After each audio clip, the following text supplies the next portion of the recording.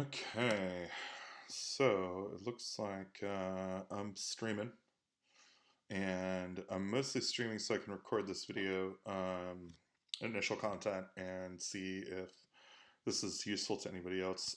Effectively, what I am doing today is I am kind of codifying and writing out the content for the game that I ran this last Saturday, which is a little kind of one shot ish campaign thing that I wrote with my girlfriend about a year ago. I came up with the idea, and then we kind of like been talking about it for about a year now. And it's called Goblin the Musical, in which the party plays a band, like a goblin punk band. And it doesn't really have to be a punk band per se, although I guess in my mind, when I think of like goblinoids playing music, in yeah, it's probably pretty punk rock. But it could be anything. I mean, tribal musicians, anything like that. The core idea of the fantasy, though, is that as a band, um, the adventurers already have a reason to be together. They already have a motivation at some level, which should be success as a band. And there is, as monsters, as monstrous races, there's kind of the idea that you would not really largely expect them to be bards, but they could still be musicians. Um, so that's kind of the fundamental premise. And I've cracked open the home brewery here by Natural Crit, badass little tool here for creating documents that look something like what we're talking about, and kind of walk you through what I've gotten so far, which is effectively to break the kind of content of the adventure up into segments. So the first segment is the band itself, in which the party is going to go ahead and pick a band name.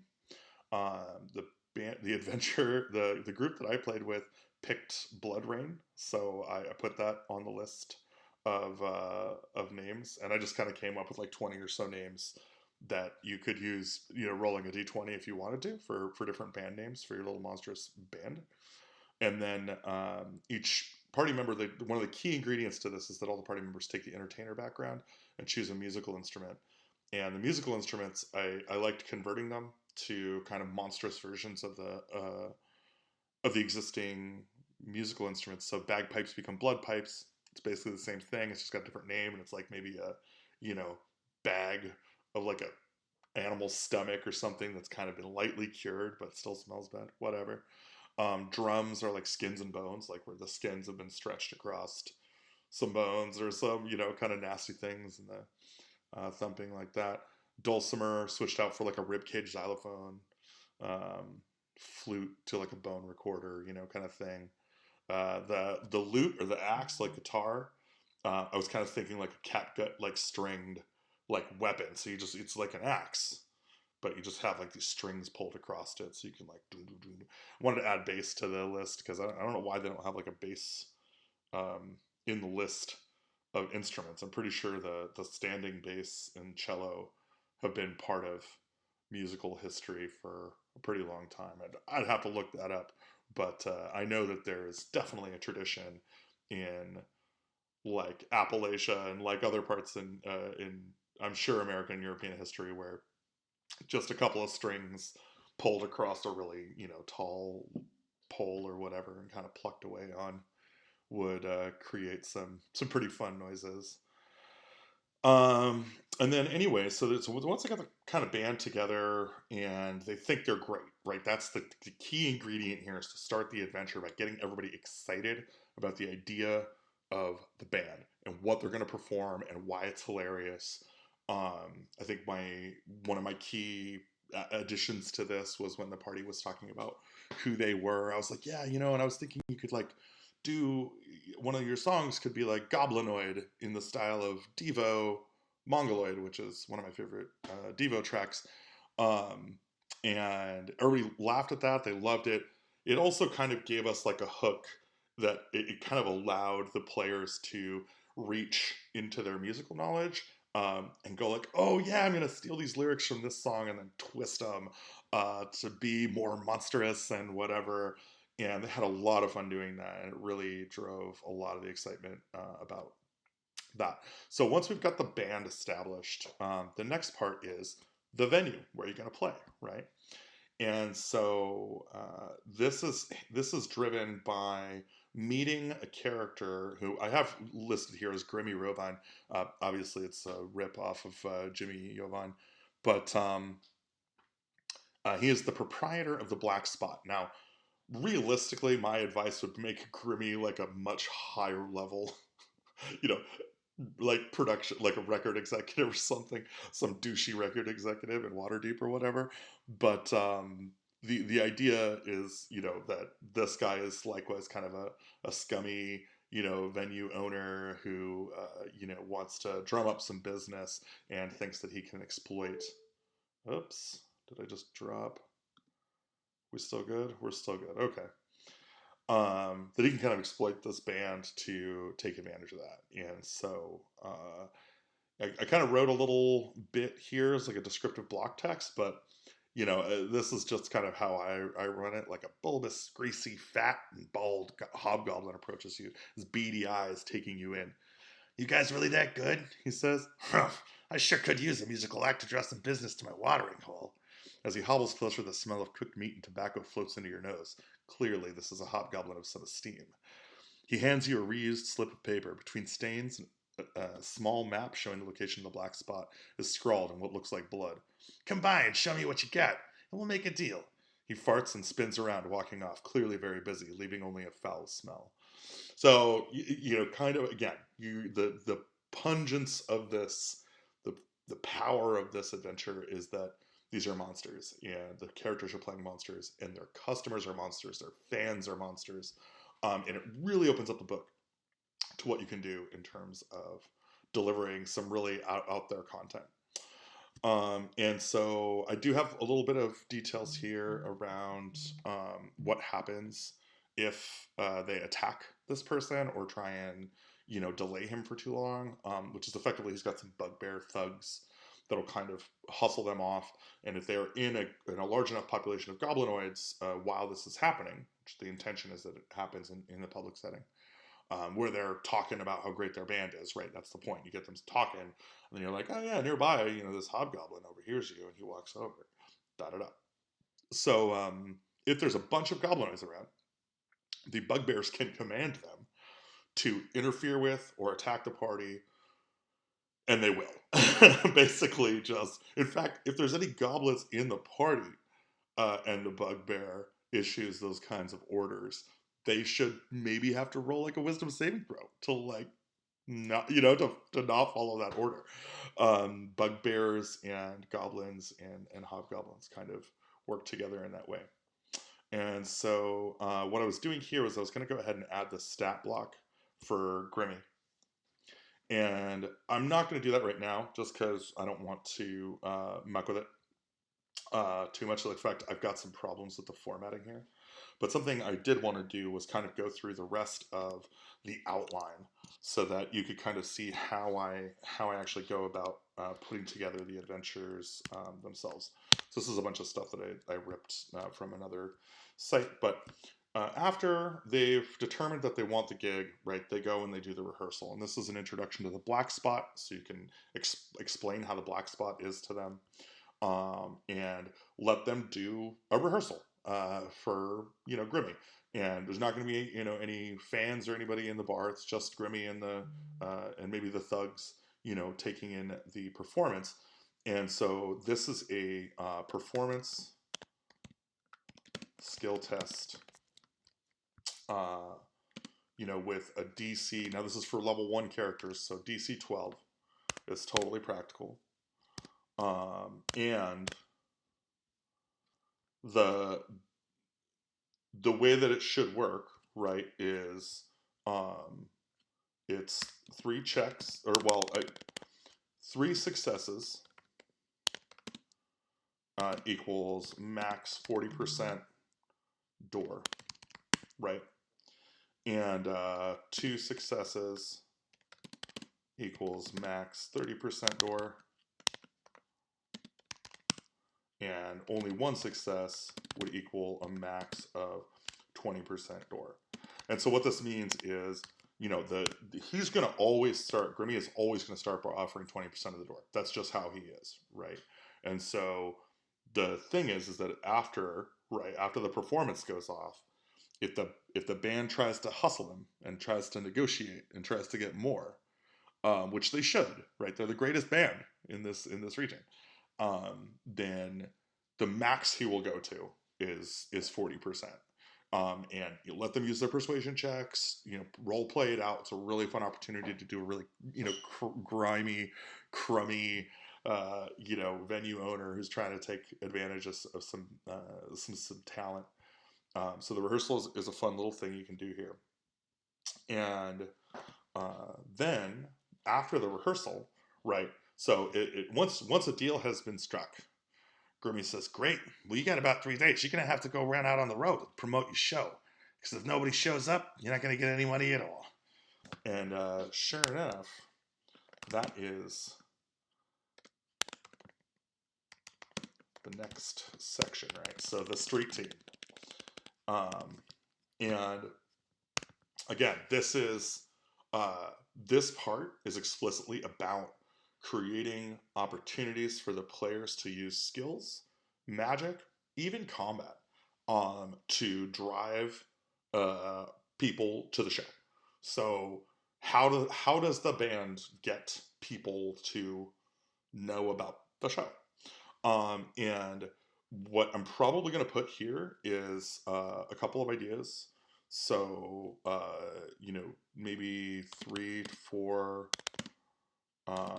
different skill check / spell, solutions. And effectively, this is an opportunity as the DM to kind of creatively collaborate with your players to say, well, how would you promote your show, right? And if you're going to do that, how are you going to do that? In my game, when I ran this, one of the drummer, the monster, Peel the monster, was he said, I'm gonna draw some posters. They're gonna be like drawings of us all standing on top of a huge pile of human corpses. This is blood rain, And I was like, great, man, like you do that, and how many do you try and draw it? Because he's got 3 days, right? So it's like, okay, well, 2 days, I spend 2 hours each on each poster. And I was like, okay, let's go ahead and roll your performance checks. Performance satisfies for art as well. And so he rolled really good on his performance check, and I was like, yeah, these are totally kick-ass posters. Like, everybody loves the posters. Whereas Villanelle, our female goblin guitar player, she had the idea. She's going to go back to the black spot and go dance, and for them, and try, anybody who she gets their attention, she's going to be like, oh yeah, you need to come see us. We're going to be here, Friday night doing a gig. It's the Blood Rain. Come check it out, right? So that's her solution to it, is to do that. So I have her roll her performance check and intimidation check. So again, it's just kind of like take the narrative of what players are trying to do and try and, match up some skill kind of checks with it. And if they do well, have that impact how many people come.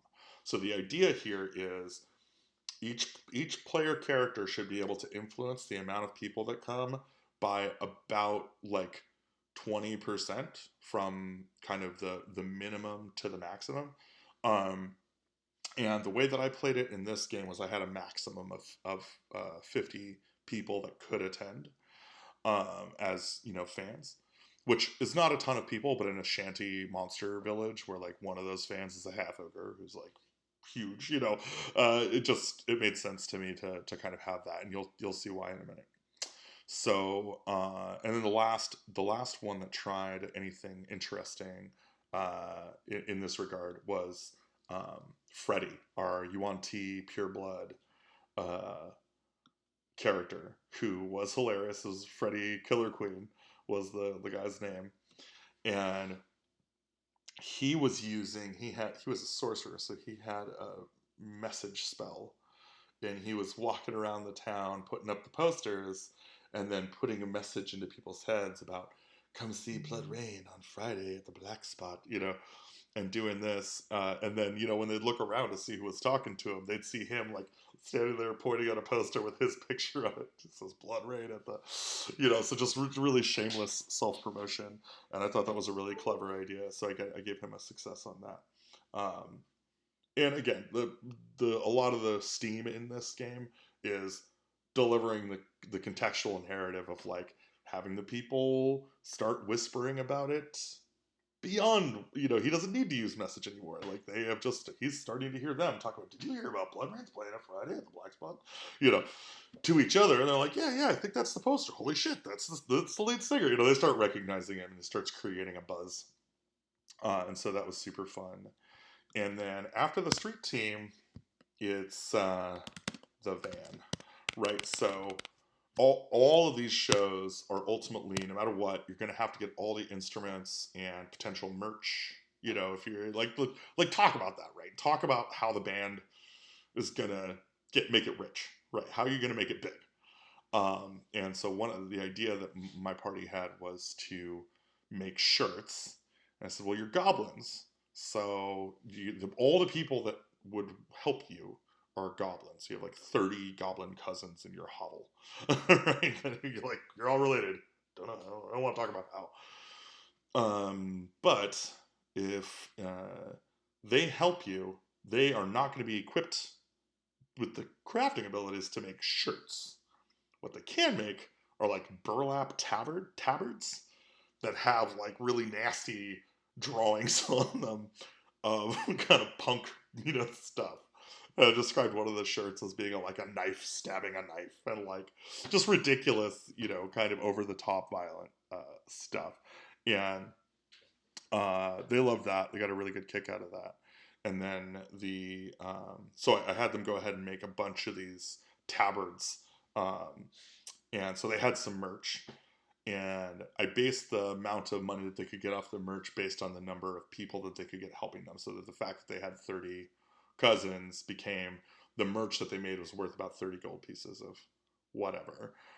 If they could sell it, and I'll show you why that matters here in a minute. So first they got to get a way to get to the show. They got to get all their stuff to the show. And this is our first opportunity to run a combat encounter. And so this is kind of an interesting one because this is something a lot of players experience from the other side. But ambushing a wagon or cart on the King's Road, right? And so you drive, you go down to this place, and it's nice to kind of set up some boulders, maybe a place for them to hide and do their ambushing from. And then you wheel a cart, right? It's got at least a horse, maybe a couple of donkeys, a cart, and I'd say, like, depending on the size of the party, basically try and go for about the same number as the party for the number of humans or humanoids, that they're going to encounter in this effect. So 4 to 5 humanoids and a horse or 2 donkeys. And this combat, the way that I played it out with this team was 4 humanoids, even though there were only 3 party members. And they tried rolling a stealth check, and they ended up fighting over the high ground. That's kind of how I described their failure, because they failed really bad at the stealth check. Everybody except for Freddy.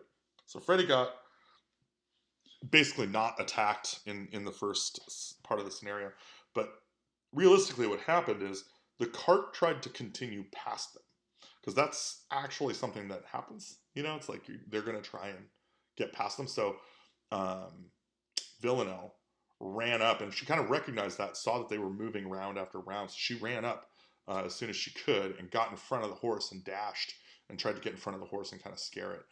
and she got knocked to the side by the horse, which I mitigated the damage on that because I didn't want to kill her. She's first level or whatever. But I was just kind of like, yeah, roll your dex check, and if she succeeds, she takes no damage. If she fails, she takes like half damage from what would normally be a single hoof attack or something like that. And so she ended up taking a little bit of damage, and but it slowed down the thing a little bit, and then Freddy runs up and casts color spray, which blinds a bunch of them, including the horse. And this was critical to their success. Then the horse kind of runs off road, right? So that one of the key features here is to have like a curved road of some stripe that feels like it's if you can't see or you can't see, it's going to go bad. And so they wipe up this combat with these other just regular humanoids. These are probably two commoners and two like first level fighter types maybe. In fact, I need to look up the stat blocks for them, so let's go ahead and do that real quick. So I'm going to go to D&D Beyond, and I'm going to go to, let's see here,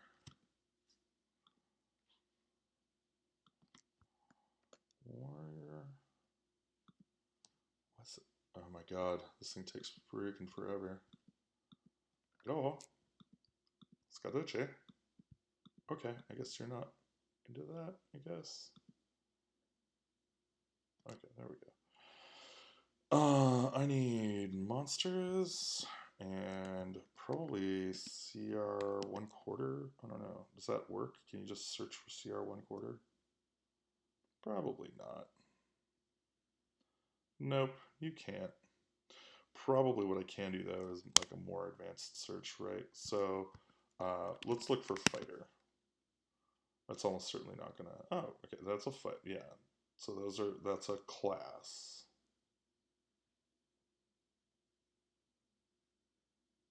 Those are all classes. What about in monsters? Okay, so there's no monsters named fighter. There is the Phoenix Anvil as a fighter, but he looks pretty damn tough. And I mean, you can make these guys as tough as you want. I'd say probably guard, right? Is the some kind of is this what is this guy? Is he insane? Oh no. Yeah, this is about right. Yeah. These guys are great. So yeah, a little tiny challenge rating 1/8 guards, a couple of guards would be perfect for this encounter. So actually, yeah, we'll go ahead and do that. Go ahead and put. So the idea here being that at least two of the humanoids, two commoners, are the people who are being guarded, and two or more guards, and those are the people guarding. And then you can have the horse or the donkey interact in a combat sense if you want to. That really does bring up the difficulty of the encounter quite a bit, because those creatures tend to be pretty hard hitters. But hell, give them a hard time. They're trying to steal somebody's wagon. In my case, they ended up capturing the last human and taking them as a slave.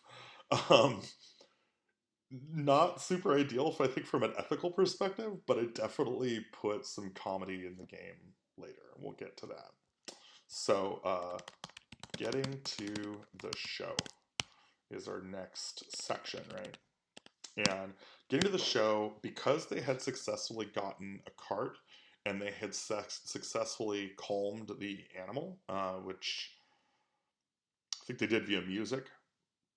So they did performance. The singer did performance to calm the animal with music, and they had one of the humans as a servant, or as like a slave. They were able to have the slave quickly load up the wagon. They were also able to get on the road on time, and so they were able to make it to the show on time. And getting to the show on time impacts the crowd mood, which that will impact how many. We'll get to what that impacts later. But getting to the show, so if the party had any trouble getting a wagon or is loading it on their own or doesn't have an animal to haul it, they will be late to the show. And so how late should be some combination of these things, right? So if they make it on time, they're going to be literally on time. So one problem equals 15 minutes of delay. So the way that works is if they had trouble getting the wagon, it's 15 minutes delay. If they are loading it on their own as well, then it's 30 minutes delay. If they don't have any animals, that's 45 minutes delay. So they're going to be 45 minutes late to the show. And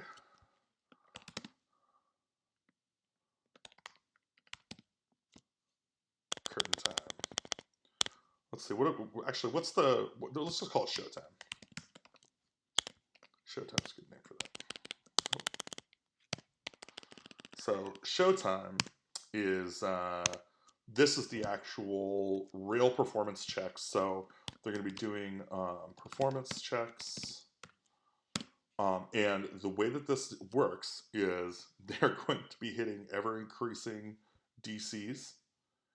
And the idea is to really deliver a unique fan experience. So let them know how the fans are reacting to each of the things that they do. Encourage them to do really creative stuff that's over the top. Like how do they intro? How do they wheel it, and change tone? How do they change tempo? How do they speed things up and get everybody pumped? Make sure that the crowd is continually getting more and more pumped. In my case, the party, I think it was Villanelle.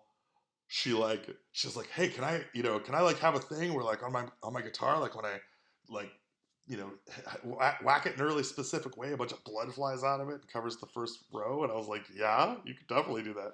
So she covers the first row in blood, and these cultists who were in the front row had come from the bar were like, all of a sudden their eyes started glowing like she had activated some kind of, bizarre like blood ritual or something in these guys. And yeah, so they were getting everybody all riled up in the show, and a couple of rounds of that is more than enough for the party to feel like they've definitely had a bunch of fun and done a bunch of performance checking. And the key with the performance checking is when a check is made, it's always got, like, you really want it to be narrated, and you want it to be narrated in a way that is fantastical and that delivers on the idea that they are a band already. They're a really good band. So if something goes wrong, if a performance check fails, one of the things I like to do is to narrate why that failed as a product of the environment. So instead of suddenly you suck at playing guitar. You don't, right? Oh my God, a string broke, or like the whatever magic was keeping your guitar from being heard is no longer functioning. Like, look at the sound tech. It's like some sound tech mage up on the balcony going, I don't know. It's like swapping out plugs and stuff like you would at a regular venue. Can just be a lot of fun and really adds a lot of value, I think, in a way that players don't notice. Like, normally, I think most DMs, when you roll a hit and fail, they just say, oh yeah, you miss. Suddenly you suck at using this sword that you use every day. And that is not, I know, I as a player feel like that's a disservice to the narrative capacity of failure.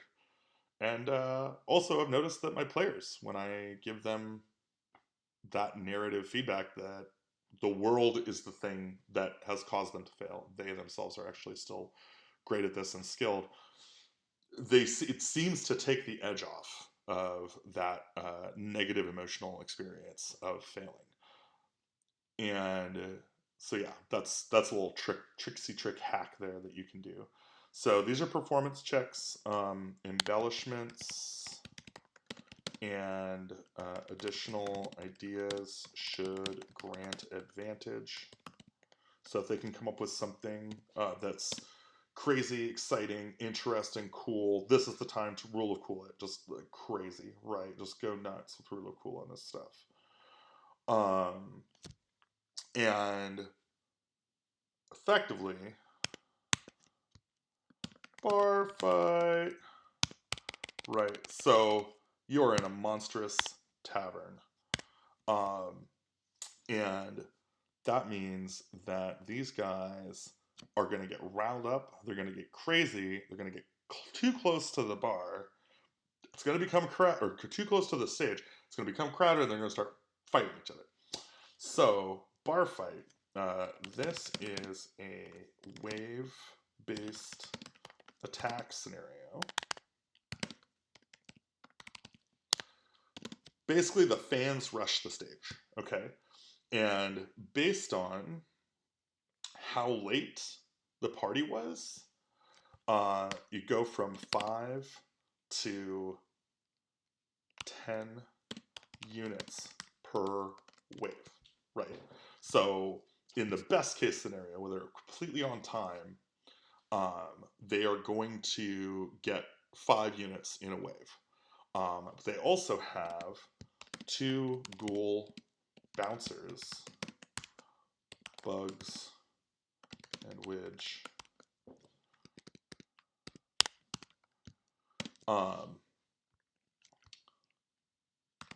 who are commandable for movement and single attack. Now, this is a trick that I use a lot when I'm dealing with scaling, like scaling encounter stuff, and working with balancing an encounter properly. So I don't know if you'll want to use these, or if they'll necessarily make it into the final version of this module. But the 2 ghoul bouncers, first of all, Biggs and Wedge is like a classic, right? Star Wars trope. It's been in Final Fantasy, and I was like, gosh, we got to have these door guys, right? The bouncers that are like these 2 ghouls. They're just like, take it, and they just like are taking this stuff and stuffing it into these, into their liver or whatever. Just really gross, guys. But they are the bouncers for the bar. And so the idea is that when the fight breaks out up front, they come rushing to the aid of the party. And so the party, what I do with this is I say, each member of the party gets on each round, it rotates to the next member of the party who is in control of the bouncers. And how they control them is by shouting orders at them. They're like, oh, get this guy over here, or, hey, block me. And what this creates, and this is really interesting, because I did not realize this when I did this the first time, is that on the first round, right, the player whose turn it is going to use the units to protect them. And then the next round, the person whose turn it is going to try and force the units to come protect that. And what that creates is this kind of scenario where these extra units end up kind of doing these really they're not optimal. They are not optimal moves, right? They are suddenly exposing themselves to attacks of opportunity and moving around because they're following those orders literally.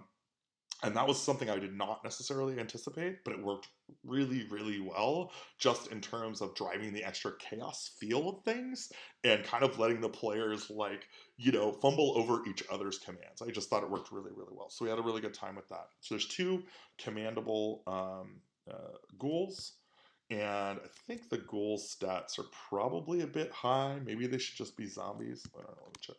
What's a zombie? Zombie.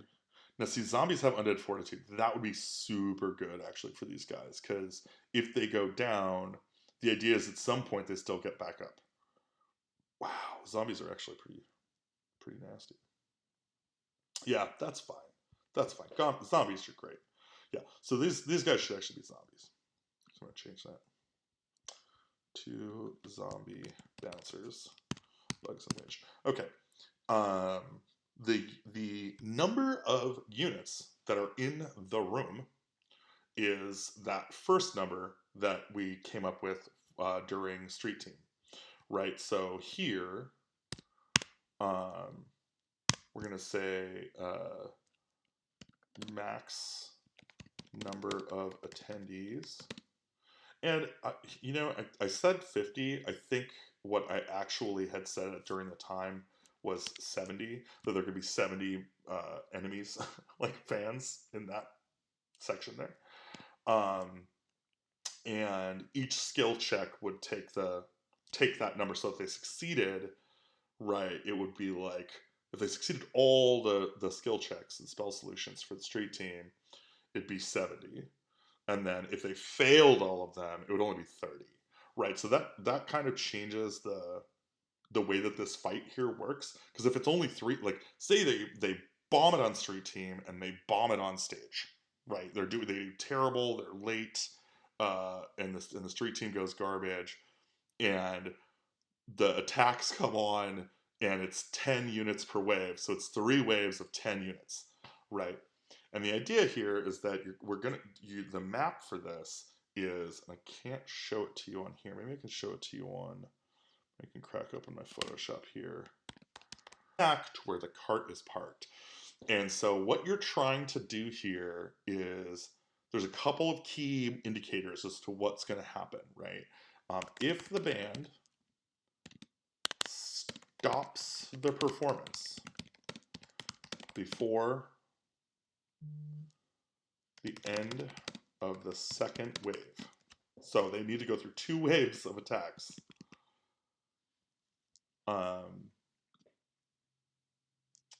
Yeah. So if they stop performing, then Grimmy will consider it a failed show and refuse to pay. Right? So he's just like, no, you didn't even stay for the last part of the set. You didn't keep your end of the bargain. So he's going to try and not pay them at all. And the way that actually, so the escape, right?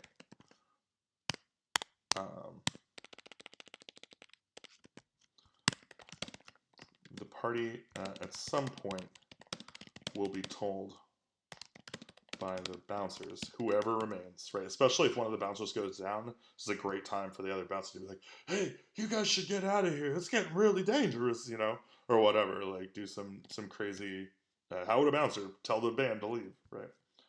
Told the bouncers that they should flee. Don't stop combat while they're fleeing. This worked amazingly well. Also, they brought the human with them, and that turned out to be a really funny thing. So the human was tied to a big stone that the drummer had. He was using as like a bass drum. It's kind of this hollowed out like drum stone. He would thump, and the human was tied to that, and so they like handed the human like a tambourine and like a burlap sack over its head. It was just like, and just like sucked at it, like just wasn't following the beat. Obviously was not excited to be there. But that came up a couple of times, was having this human around just kind of like smacking the tambourine, and it just really added a lot of flavor. Also, when they fled, the drummer had to flee with, they all said, I'm bringing my instrument. And I was like, okay, if you're bringing your instrument, great. They bring their instrument, which means that he's bringing the human, right? So they drag the human out of there too, which was kind of fun. They should flee through the green room to the cart and take off in a gust as the shanty pallets of the black spot give way and come crumbling down on the remaining patrons. So they have destroyed the inn, right? The idea is that they've escaped the destruction of the inn, and they loved that. I think they had a really good time with that. So Um, Now, Grimmy will know if they didn't play long enough because it'll be timed, right? It's how what time they can only show up after so long. So the second wave is an appropriate after basically if they start fleeing in the middle of the second wave and they stop performing at that point, fine. If they stop performing immediately and just start attacking the patrons, that's its own failure, and it's kind of the same, right? So they've basically stopped to just start beating ass and taking names. If they don't suppress, so if they do to kill damage, should also negatively impact them because these are their fans. You gotta have a fan base. And for punk shows, getting your ass kicked by your favorite punk band is kind of a badge of honor. So they escape, and then the payment, right? So the band. Oh, oh, what's going on?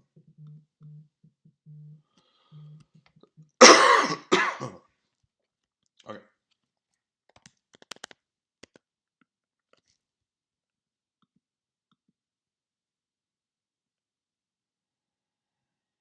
Yeah. So the band knows that Grimmy has an office across. What did I name this town? And like obviously town names and stuff, character names, any of that stuff. Have a great time. Hangnail. That's right, I named it Hangnail. Across Hangnail. And can go to see if he is there. When they show up,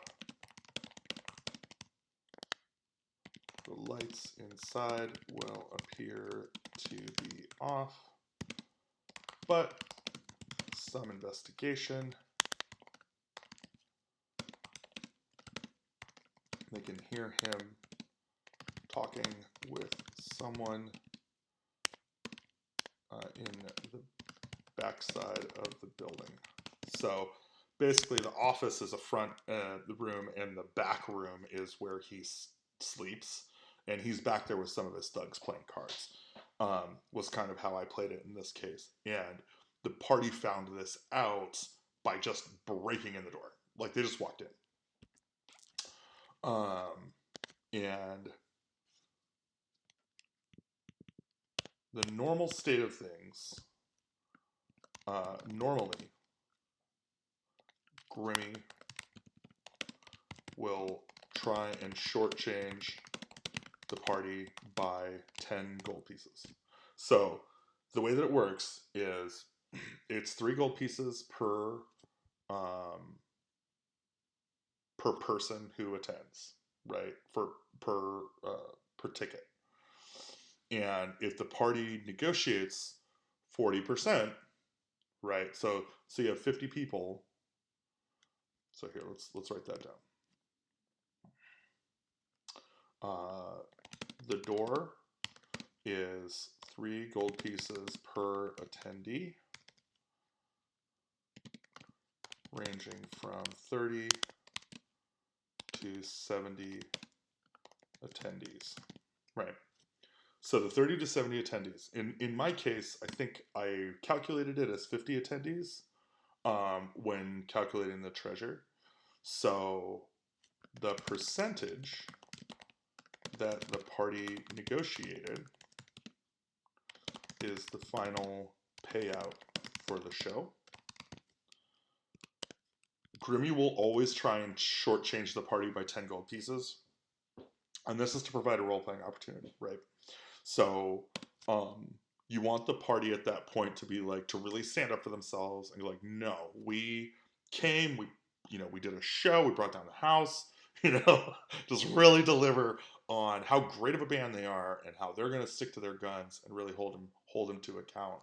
And ultimately, this is an opportunity for Grimmy to, kind of like try. He's kind of like, do we need to come to blows over 10 stupid gold pieces?